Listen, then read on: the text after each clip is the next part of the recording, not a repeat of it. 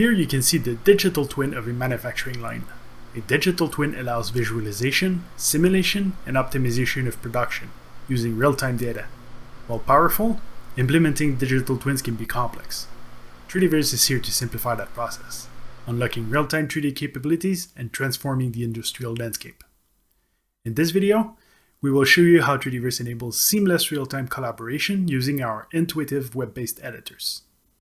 Start with our 3D scene editor.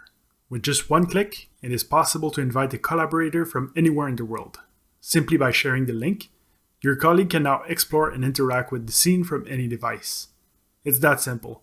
You're now connected to the same session and are experiencing the 3D scene in real time. See the conveyor belt? Start the animation sequence.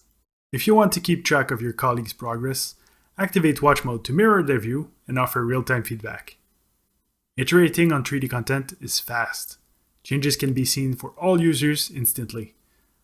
As one user is moving the crane, another can work on other things such as adjusting the light's position to perfect the environment or implement other parts of the line.